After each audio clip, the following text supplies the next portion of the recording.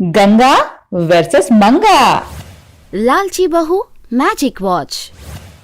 एक दिन गंगा दुखी मन से घर आती है। उसे देखकर मंगा कहती है, क्या हो गया, इस तरह उदास क्यों है? वो सासू माँ, आपको याद है ना, मैं अपनी दोस्त की शादी में गई थी, वहाँ मेरा हैंडबैग खो गया। अगर आपको बताती तो आप बहुत डांटती। तो मैं ढूंढने चली गई पर मिला ही नहीं, इसलिए उदास हूँ। अच्छा, तो चिंता मत कर, तेरी बैग का पता चल जाएगा, जरा रुक जा। कहकर वह अपनी पुरानी पेटी से एक मैजिक घड़ी लेकर आती है।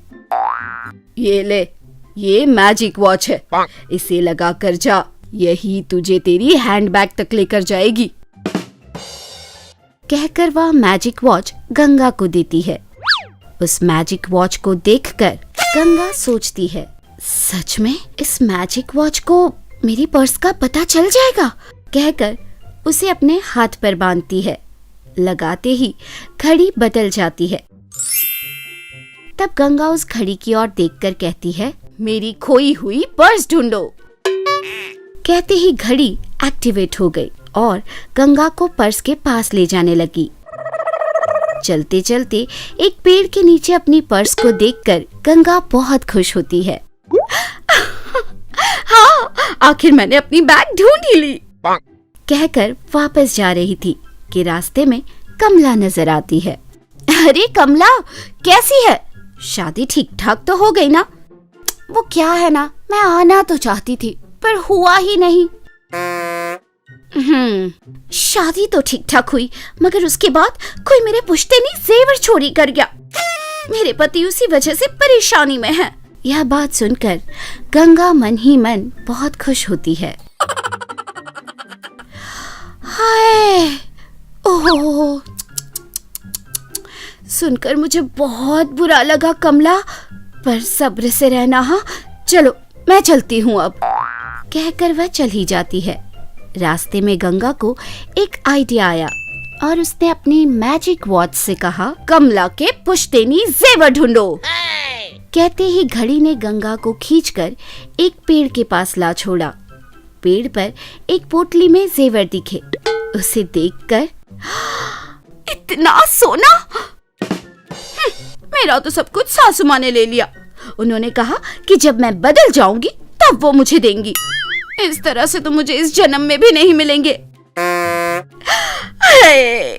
इसलिए ये गहने आज से मेरे हुए। कहकर चुपचाप सोना लेकर घर पहुंचती है। सास से बैग मिलने की बात बताती है। घड़ी सास को देती है और अंदर चली जाती है। बहू की चुप्पी से सास को उस पर शक होता है। दूसरे दिन गंगा सोना पहनकर आईने के सामने खुद को निहार रही थी। उसे देखकर मंगा ने कहा, इसके पास इतना सोना कहाँ से? कहीं सोने की दुकान में चोरी तो नहीं की इसने? सोचते हुए मंगा के सामने आकर पूछती है, ये गहने किसके हैं? और क्या है ये सच धज? इतने सारे गहने आए कहाँ से? सच बोलो।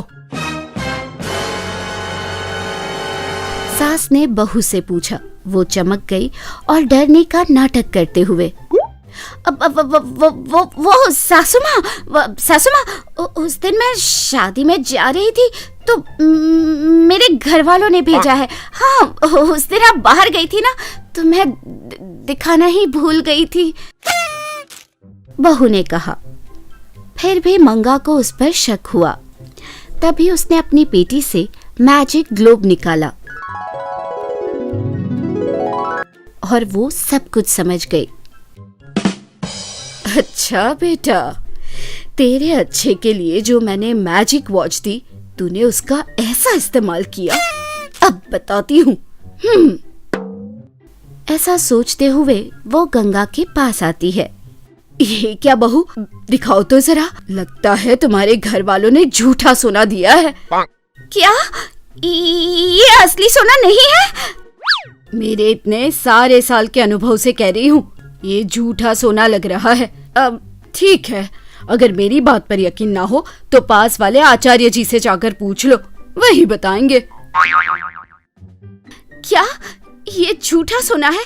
बेहतर होगा कि मैं एक बार जाकर आचार्य जी से इसकी परख दिखा दूं। हाँ, यही सही रहेगा। यह कहकर वह आचार्य जी के घर के लिए निकल जाती है। मंगा कमला को फोन करती है। सुनो बेटी, जो तुमने सोना खो दिया था वो मेरी बहू के पास है। तुम्हारे लिए साफ करवाने आचार्य जी के पास लेकर गई है। तुम वहाँ से सोना ले लो। सुनकर कमला बहुत खुश होती है। तुरंत आचार्य जी के घर के लिए निकलती है। वहाँ सोने को पत्थर से लगाकर आचार्य जी ने कहा, बालिके, ये 1 नंबर खरा सोना है। सुनकर गंगा बहुत खुश होती है। तभी वहाँ कमला आती है। उसे देखकर गंगा डर जाती है। वो कुछ कहने ही वाली थी कि अपने सोने को देखकर कमला ने कहा, ओ, मेरा सोना सही करवाकर मुझे ही देने वाली थी।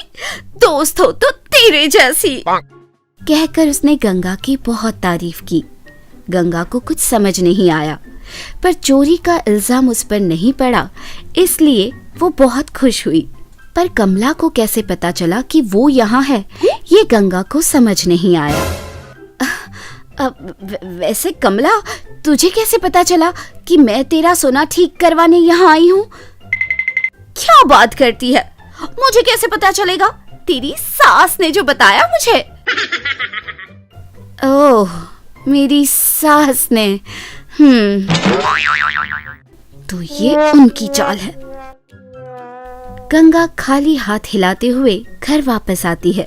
ये क्या बहू सोने के साथ गई थी और खाली हाथ ही चली आई?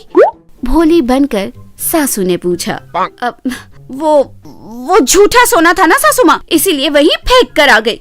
और वैसे भी मेरा असली सोना तो आपके पास है और उसे कैसे निकालना है मुझे अच्छे से पता है।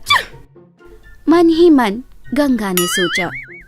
सोना खोने के गम में गंगा को देखकर मंगा भी मन ही मन। संक्रांति का त्योहार चल रहा था। गांव भर के लोग त्योहार के कामों में उलझे हुए थे। गंगा और मंगा मिलकर त्योहार के लिए पकवान बना रहे थे। उन पकवानों की महक से पूरा घर महक उठा था। इस खुशबू से मंगा के मैजिकल लैंप में सो रहे जीनी को होश आया और वो बाहर निकलकर बोलता है, अरे वाह, क्या खुशबू है। इस संक्रांति के त्योहार में तो इन पकवानों की खुशबू से पूरा गांव चमक उठा है। कोई मुझे देख तो नहीं रहा ना? ऐसा सोचते हुए वो इधर उधर देखकर चोरी छुपे पकवानों को खाता रहता है। तभी वहाँ मंगा पहुँचती है और जीनी को पकवानों को खाते देख लेती है। वो मन में सोचती है, अरे मेरे जीनी, कोई ढंग का काम करने को बोलो तो नहीं करता, लेकिन मैंने मुश्किल से बनाई इन पकवानों को खा जा रहा है तू। अभी ना तुझे मैं मजा चखाती हूँ। ऐसा सोचकर गंगा की तरह अपनी आवाज बदलकर इस तरह बोलती है, क्या कर रहा है तू? ये सुनकर जीनी डर जाता है कि सचमुच गंगा आ गई है और भागकर अपने लैंप में फिर से घुस जाता है। ये देखकर मंगा खूब हंसती है।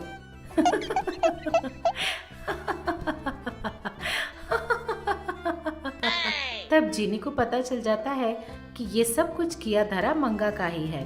बाहर निकलकर जीनी मंगा से कहता है, ये सब क्या है दीदी? हमेशा मेरी वीकनेस के साथ खिलवाड़ करती रहती हो। ये सब आपको ठीक लगता है क्या? इस तरह जीनी पूछता है। तब मंगा बोलती है, और नहीं तो क्या, चोरी छुपे हमारे बनाए हुए सारे पकवानों को खा गया, ये ठीक किया तूने? इस तरह मंगा गुस्से से पूछती है। तब बेचारा जीनी बोलता है, कुछ नहीं दीदी, मैं बस चख के देख रहा था कि नमक और मिर्च ठीक ठाक है या नहीं। वैसे भी मैं आपका एक ही लौता तो जीनी भाई हूँ। क्या आप मेरे लिए भी कुछ अच्छा सा खाने के लिए बना नहीं सकती क्या? इस तरह जीनी बोलता है, हाँ, मैं भी तो तुम्हारी एक लौती दीदी हूँ ना। क्या तू मेरे लिए कोई फायदे का काम नहीं कर सकता क्या? इस तरह मंगा भी अपने जीनी बाई से बोलती है। तब जीनी थोड़ी देर सोचने के बाद बोलता है, ठीक है दीदी, ये सब नहीं चलेगा। हम दोनों ना एक डील करते हैं। मैं तुम्हें पैसा कमाने का एक अच्छा सा आइडिया बताऊंगा और तुम मेरे लिए तरह तरह के पकवान बनाना, ठीक है? इस तरह जीनी बोलता है। तब मंगा बोलती है, अच्छा ठीक है, तेरी मर्जी, पहले मुझे तू अपना आइडिया तो बता। इस तरह गंगा पूछती है। हर साल हमारे गांव में संक्रांति के टाइम पर सब लोग मुर्गियों का दांव पेच खेलते हैं। इस खेल को जो लोग खेलते हैं, जीतने वाले को हारने वाला पैसे देता है। तो इस बार हम अपने मुर्गे को इस खेल में भेजेंगे। हारने वाले लोगों के पास से हम खूब पैसे ऐंठ सकते हैं। इस तरह जीनी बोलता है। इस बात को सुनकर मंगा थोड़ी देर सोचने के बाद, आइडिया तो एकदम मस्त है, लेकिन अपना मुर्गा जीतेगा ना? ये सुनकर जीनी तुरंत मंगा को घर से बाहर निकालकर दिखाता है। वहाँ वो अपने हाथ से कुछ जादू करता है और उस जादू से वहाँ एक बहुत बड़ा मुर्गा प्रत्यक्ष हो जाता है। ये देखकर मंगा दंग रह जाती है। तो जीनी उस बड़े से मुर्गे को दिखाते हुए बोलता है, अब बताओ दीदी, इस मुर्गे के साथ कोई हारता है या जीतता है भला? बोलिए। हारना क्या मेरे भाई, इसे देख के तो लोग हमसे लड़ने के लिए भी भाग जाएंगे। हा हा हा हा हा हा। इस तरह दोनों हंसने लगते हैं। मुर्गों के दांव के लिए दोनों तैयार हो जाते हैं। जीनी उस बड़े से मुर्गे के अंदर बैठकर उसे कंट्रोल करता रहता है और मंगा बाहर ही खड़े रहकर उस मुर्गे को इंस्ट्रक्शंस देती रहती है। गंगा भी वहीं पर थी। जैसा मंगा और जीनी ने सोचा था, कई सारे मुर्गे इस बड़े से मुर्गे को देखकर डर के मारे भाग जाते थे और कुछ हार जाया करते थे, और कुछ लोग तो बिना खेले ही डर के मारे मुर्गे को देखकर पैसे देकर अपनी हार मान जाते थे। इस तरह मंगा खूब सारे पैसे कमाने लगी थी। ये सब चुपचाप देख रही गंगा को इन लोगों पर शक होता है। गंगा अपने जादू से उस बड़े से मुर्गे को अच्छी तरह से देखती है। तब उसे पता चल जाता है कि उस बड़े से मुर्गे में जीनी बैठा हुआ है और उसे पूरी बात समझ में आ जाती है कि इन दोनों ने क्या प्लान किया है। तब गंगा अपने मन में सोचती है, ओहो अच्छा, तो ये जीनी और मेरी बहू मिलकर लोगों को उल्लू बनाकर पैसे कमा रहे हैं। इन दोनों को तो सबक सिखाकर ही रहूंगी। इस तरह मन में सोचकर गंगा सीधे जीनी के पास जाकर जीनी को पुकारती है। क्या कर रहा है तू? ऐसा बोलकर वो जीनी को बुलाती है। ये सुनकर जीनी अपने मन में सोचता है, हाँ, फिर से लगता है मंगा दीदी ही होगी। इस तरह वो मन में सोच लेता है। क्या दीदी, कितने बार मेरे मन के वीकनेस से खेलोगी आप? आपको और कोई काम धाम नहीं है क्या? हाँ? इस तरह जीनी बोलता है। जीनी की बात सुनकर गंगा को और भी गुस्सा आ जाता है। क्यों बे, चढ़ गई है क्या? इस तरह गंगा चिल्लाती है। ये बात सुनते ही जीनी पीछे मुड़कर देखता है। वहाँ पर खड़ी गंगा को देखकर वो दंग रह जाता है। अरे गंगा बहन, मुझे माफ कर दो गंगा बहन। मैंने सोचा था कि आपकी बहू मंगा होगी। मुझे माफ कर दीजिए गंगा बहन। इस तरह रोते रहता है। जीनी को रोता देख गंगा बोलती है, क्यों रे जीनी, फिर से लोगों को उल्लू बनाने के लिए निकल गए? मैं तुझे प्यार से समझाती हूँ तो तेरी समझ में नहीं आता क्या? अरे बड़ी बहन, आप उतनी गुस्सा मत करो बहन। मैं बस थोड़े से पकवान खाने के लिए ही लालच करने लगा था। मुझे माफ कर दीजिए दीदी। आप जो कहोगे मैं करने को तैयार हूँ। इस तरह जीनी बोलता है। तब गंगा बोलती है, तुरंत ये बड़ा सा मुर्गा टुकड़े टुकड़े हो जाना चाहिए। सब लोगों को पता चलना चाहिए कि ये एक नकली मुर्गा है। इस तरह गंगा बोलती है। गंगा के कहे अनुसार जीनी उस बड़े से मुर्गे को टुकड़े टुकड़ों में विभाजित कर देता है और भागकर अपने मैजिक लैंप में जाकर घुस जाता है। जाइंट मुर्गे को टूटता हुआ देखते ही लोगों को समझ में आ जाता है कि ये एक नकली मुर्गा है। उन सबको अपने उल्लू बनने पर बहुत गुस्सा आ जाता है। सब लोग मिलकर मंगा को गालियां देते हुए मारने के लिए दौड़ते हैं। तब गंगा आकर उन लोगों को समझा बुझाकर उन लोगों के पैसे वापस करके उन लोगों को भेज देती है। ये देखकर मंगा खुद को बचाने के लिए बोलती है, थैंक यू सासू माँ, टाइम पर आकर आपने मुझे बचा लिया। इस तरह बोलती है, लेकिन मन में, छी, ये सब ये जीनी की वजह से ही हुआ है, उसे मैं नहीं छोड़ूंगी। ऐसा मन में सोचकर वो जीनी के पास पहुंचती है। चीनी डर के मारे कांप रहा था और अपने लैंप के अंदर ही छुपा बैठा था। सारा गड़बड़ करके जाके लैंप में छुपा बैठा है। हाँ, चल बाहर निकल, आज मैं तुझे नहीं छोड़ूंगी। इस तरह मंगा बोलती है। तब जीनी पूरी बात मंगा को समझाता है। जीनी की बात सुनकर मंगा को सारी बात समझ में आ जाती है और तब वो मन में सोचती है, हाँ, ये सारा प्लान आपका था सासू माँ। ऊपर से सारी बातों से अनजान बनकर मुझे आकर बचाने का ढोंग करती हो। बताऊंगी, आपको भी एक दिन देख लूंगी। इस तरह वो मन में सोचती है।